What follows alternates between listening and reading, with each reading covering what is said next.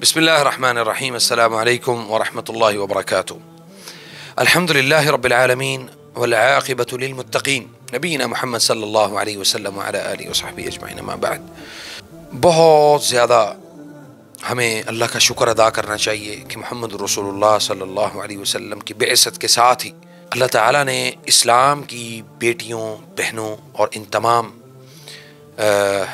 ہمارے اس تعلق کو اللہ تعالیٰ نے محفوظ کر دیا۔ واقعہ کچھ یوں ہے کہ نوشہرہ میں ایک معصوم نوزائیدہ بچی جو ابھی پیدا ہی ہوئی، اس کے باپ نے اسے اٹھایا اور اٹھا کے اس کو زندہ دفن کرنے کی ایک ناکام کوشش کی، اور اللہ تعالیٰ نے اس بچی کو جس انسان کے مقدر میں تھی اس تک پہنچا دیا۔ حضرت موسیٰ علیہ السلام کو فرعون کے گھر میں اللہ تعالیٰ نے پناہ دی، اللہ تعالیٰ نے وہاں پہ پالا جہاں پہ کوئی تصور بھی نہیں کر سکتا تھا۔ بچی پیدا کسی کے ہاں ہوئی، اس نے اس کو زندہ دفن کرنے کی کوشش کی اور اللہ تعالیٰ نے اس کو مارنے کی کوشش کی، اور اللہ نے اس کو زندہ ہی ایک فوجی جوان کے گھر کی زینت بنا دیا۔ ایک آدمی اس سے بڑا جاہل اور بد تہذیب کیوں نہیں ہو سکتا کہ جس کے ہاں اللہ تعالیٰ بیٹی پیدا کرے اور اس کے ماتھے پہ شکن آ جائے اور وہ اللہ کا نافرمان ہو جائے۔ ایک انسان جس کو اللہ تعالیٰ نے بیٹی جیسی نعمت دی اور اس نے بیٹی جیسی نعمت کو دھتکار دیا، اپنے سے دور کر دیا، اور وہ اللہ کا دشمن بن گیا۔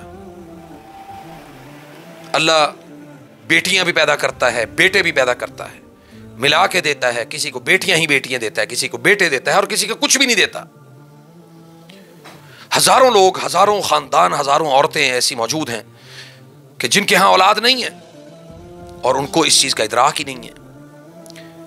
اس نعمت کا ادراک ان لوگوں سے جا کے پوچھیں جن کے ہاں اولاد نہیں ہے۔ مکہ ایسی سرزمین، پاکیزہ سرزمین، جہاں پر اسلام کے آنے سے پہلے لوگ بیٹیوں کو زندہ دفن کر دیا کرتے تھے، درگور کر دیا کرتے تھے، کھڈا کھودتے تھے، بیٹی کو اندر ڈالا اور اوپر سے مٹی ڈالی اور اس کو زندہ دفن کر کے آ گئے۔ اسلام آیا، اللہ کے نبی صلی اللہ علیہ وسلم کی بعثت ہوئی، اور سب سے پہلے اسلام نے بیٹیوں کو محفوظ کیا۔ وہ کس طرح؟ نبی علیہ الصلوۃ والسلام نے فرمایا جس کی ایک بیٹی ہے، جس کی دو ہیں یا جس کی تین ہیں، میں مختصر کر کے بتا رہا ہوں، حدیث لمبی ہے۔ نبی صلی اللہ علیہ وسلم نے فرمایا اس نے ان کو رزق حلال کھلایا اور اچھی جگہ پہ شادی کی، ان کی تربیت کی، ان کو دین سکھایا، ان کو نماز اور قرآن سکھایا، اور اس کے ساتھ اچھی جگہ پہ ان کو سیٹل کر دیا۔ وہ قیامت کے دن میرے ساتھ ایسے ہوگا کہاتین۔ یہ یتیموں والی حدیث بھی، جو یتیموں کی کفالت ہے، اس کے بارے میں بھی یہی ہے کہ وہ بھی اللہ کے نبی صلی اللہ علیہ وسلم کے ساتھ ایسے ہوگا۔ اللہ اکبر۔ کل یہ جو واقعہ میں نے سنا اور دیکھا، دل بڑا رنجیدہ ہوا کہ آج بھی ایسا دور موجود ہے، ایسے لوگ موجود ہیں جو اپنی بیٹیوں کو زندہ دفن کر دیتے ہیں، اپنی بیٹیوں کو مار دیتے ہیں۔ ڈاکٹر کے پاس گئے، ڈاکٹر سے پوچھا کہ ہاں جی ہمیں اولاد میں کیا ملے گا؟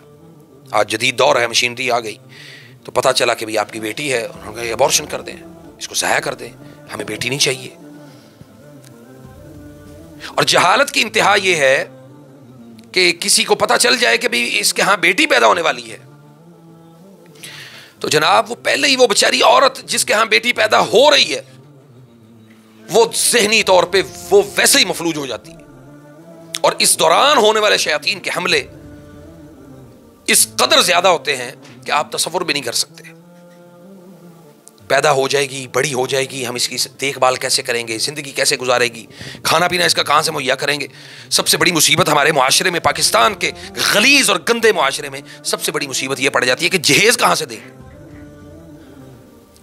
ہم؟ جی جہیز کہاں سے دیں بیٹیوں کو؟ یہ اللہ کی قسم، آج مجھے کال آئی، ایک 17 یا 18 سال کی ایک خاتون، یعنی ایک بچی کی شادی کر دی، اور شادی کرنے کے بعد اچھے اپنے ہی رشتہ داروں کے گھروں میں شادی کر دی۔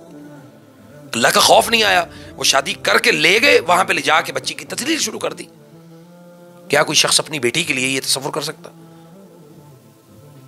اور اس گھر میں لے جا کے جناب اس کو کہتے ہیں کہ بھئی تو نے پوچھا نہیں صحیح لگایا، اور ماموں کے گھر اس کی شادی ہوئی، بچی کی ماموں کے گھر شادی ہوئی، تو نے پوچھا صحیح نہیں لگایا، تو اپنے ہاتھ پاؤں دیکھ، تو کام کرنے والی لگ رہی ہے اور فلاں ہے. ایسے ایسے غلیظ اور گندے تانے کہ زندہ جیتے جی وہ بچی جو ہے نا وہ ساری زندگی کے لیے مر گئی ہے. ایسے والدین جو اپنی بچیوں کے فیصلے اس طرح سے کر دیتے ہیں، اپنی بیٹیوں کے اس طرح سے گندے اور غلیظ اور بے ڈھنگے فیصلے کر دیتے ہیں، اس کے بعد کیا ہوتا ہے؟ اس کے بعد یہی کچھ ہوتا ہے جو آج یہ نوشہرہ میں اس شخص نے اپنی بیٹی کو زندہ درگور کرنے کے لیے کچھ تو سوچا ہوگا کہ بھئی ہاں جی یہ بڑی ہوگی، معاشرے میں اگر پل بڑھ گئی، بڑی ہو گئی اور لوگ اس کو دیکھیں گے فلاں فلاں، واللہ اعلم.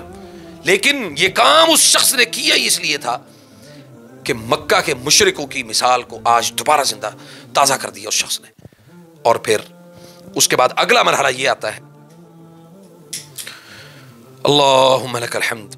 نبی صلی اللہ علیہ وسلم کے پاس ایک صحابی آئے، انہوں نے کہا یا رسول اللہ صلی اللہ علیہ وسلم، میں دور جہالت میں اپنی بیٹی کو زندہ دفن کر چکا ہوں.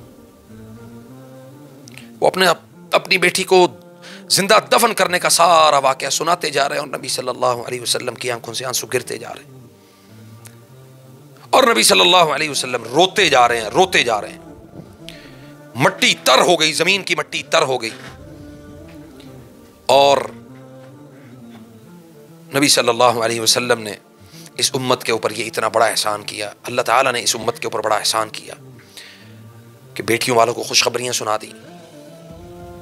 اور کئی تو ایسے جاہل اور بدتمیز اور بے ایمان اور گندے لوگ ہیں، بلکہ گندے دماغ والی ایسی عورتیں ہیں جو اپنی بہو سے ہر وقت بیٹے کی توقع رکھتی ہیں.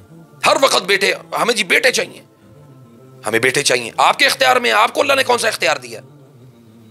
آپ کو بیٹا چاہیے، آپ کو بیٹا چاہیے.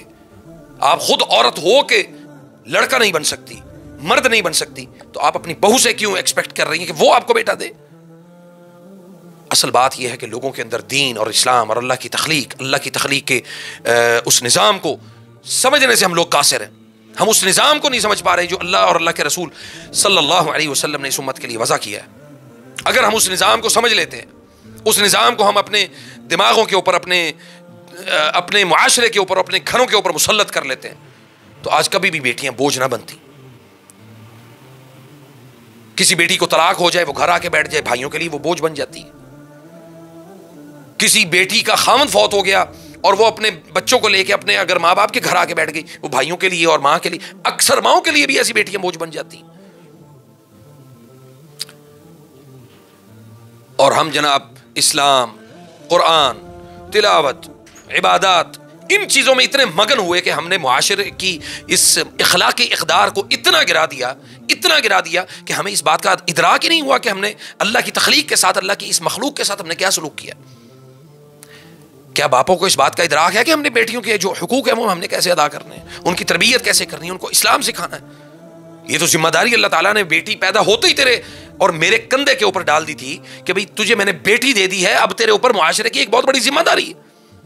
ہم اس ذمہ داری کو ادا کرتے، معاشرے کے اندر ایک بہترین جو ہے نا وہ عالمہ، فاضلہ، قاریہ اور مدبرہ، فقیہ ایسی ایک عورت کو پیدا کیا، یا اس کو پیدا کرتے یا اس کی تربیت کرتے کہ وہ معاشرے کے لیے ایک بہترین ستون بن جاتی. لیکن ہم نے کیا کیا؟ ہم نے اس کو بوجھ سمجھ کے اس کو کارنر کر دیا. میں لڑکوں اور لڑکیوں کی تفریق کا ایک آپ کو قصہ بتاتا ہوں کہ اکثر لوگوں سے میں پوچھتا ہوں کہ جی آپ نے عقیقے کیے ہوئے؟ وہ کہتے ہیں جی ہم نے بیٹوں کے سب کے کر دیے، بیٹیوں کے نہیں کیے. کیوں جی؟ بیٹیاں کسی اور سے آپ لے کے آئے تھے. اور میں اتنا اس کے اوپر برہم ہوتا ہوں ایسے لوگوں کے اوپر کہ آپ کو اللہ کا خوف ہی نہیں آیا کہ آپ نے اپنی بیٹیوں کے عقیقے نہیں کیے. آپ کو چاہیے تھا کہ آپ اپنی بیٹیوں کے پہلے عقیقے کر دیں. میں نے اپنی چھوٹی بیٹی کے 2 بکرے ذبح کیے الحمدللہ. بڑی بیٹی کا 1 ہے، چھوٹی بیٹی وہ بیمار تھی، ہاسپٹلائز تھی. میں نے کہا یا اللہ اس کو صحت دے، میں اس کے 2 عقیقے کروں گا. بیٹوں کے میں نے 2 بکرے کیے. اور یہ اللہ کا فضل و کرم ہوتا ہے کہ اگر اللہ تعالیٰ آپ کے دل میں اپنی اولاد، خاص طور پہ بیٹیوں کے لیے رحم پیدا کر دے. اور میرا خیال ہے کہ اللہ بیٹیاں دیتا بھی انہیں کو ہے جن کے دل نرم ہوتے ہیں، اور جن کے دل سخت ہوتے ہیں اللہ ان کو بیٹیاں بھی نہیں دیتا، کیونکہ ان کو اللہ کو پتہ ہے کہ یہ شخص اپنی بیٹی کے ساتھ ظلم اور زیادتی کرے گا. تو اللہ کے لیے اپنے گھروں کے اندر اپنی بیٹیوں کو وہ جو درجات اللہ نے دیے ہیں، جو ایک درجہ اللہ نے دیا ہے، اس درجے کے اوپر اپنی بیٹیوں کی پرورش کریں، اور اپنی بیٹیوں کو دین سکھائیں، اسلام سکھائیں، اللہ کا قرآن سکھائیں، اور اپنی بیٹیوں کو بتائیں کہ تم معاشرے کے لیے بہترین اور مفید ثابت ہو سکتی ہو، تمہیں اسلام سیکھنا ہے، اللہ کے دین کا کام کرنا ہے، اور ایسا نہیں کرنا کہ بھی جیسے معاشرے کے اندر چلتی ہوئی ہوا کو دیکھا ویسے ہی اپنے طور طریقے بنا لیے، بلکہ بیٹیوں کو بتائیں کہ تم معاشرے کے بہترین کردار، معاشرے کے اندر بہترین تم نے کردار ادا کرنا ہے۔ کتنی بڑی بڑی عالمہ، فاضلہ، مدبرہ، فقیہ، ایسی کتنی عورتیں ہیں جنہوں نے اللہ کے دین کا کام کیا، اللہ نے آج ان کے ناموں کو بھی زندہ رکھا، ان کی زندگیوں کو بھی زندہ رکھا، ان کے قدموں کے نشانوں کو اللہ نے زندہ رکھا، ان کے قدموں کے نشان باقی ہیں، ان کی نسلیں باقی ہیں۔ تو بے شمار کیوں ہمارے اندر یہ اس چیز کی تربیت ہی نہیں ہوئی کہ ہم نے بچیوں کو مقام اور مرتبہ کیا دینا ہے۔ جب ان کو مقام اور مرتبہ ہم عطا کر دیں گے اللہ کے فضل سے، یہ معاشرے کے اندر یہ جو خباثت دوبارہ سے پیدا ہو رہی ہے، بیٹیوں کے بارے میں سمجھتے ہی ہم فوراً بیٹیوں کو زندہ درگور کرنے کے لیے تیار ہو جاتے ہیں، اتنا بڑا جگر مل جاتا ہے، واللہ عالم کیسے ملتا ہے ایسا جگر۔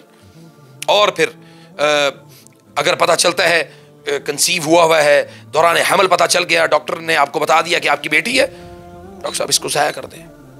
انا للہ و انا الیہ راجعون، ہمیں کرنا چاہیے، پڑھنا چاہیے، اور اللہ تعالیٰ سے اس عمل کے اوپر پناہ طلب کرنی چاہیے۔ اللہ تعالیٰ ہمیں اس بہت شدید جو ہمارے معاشرے کا اتنا خطرناک اور قبیح عمل جو پیدا ہو رہا ہے، اللہ تعالیٰ اس سے ہمیں بچنے کی توفیق عطا فرمائے، اور اس مقام اور مرتبے کو اللہ تعالیٰ ہمیں سمجھنے کی توفیق عطا فرمائے جو اللہ نے باپ کو دیا ہے، جو ماں کو دیا ہے، اور جو بیٹیوں کو دیا ہے۔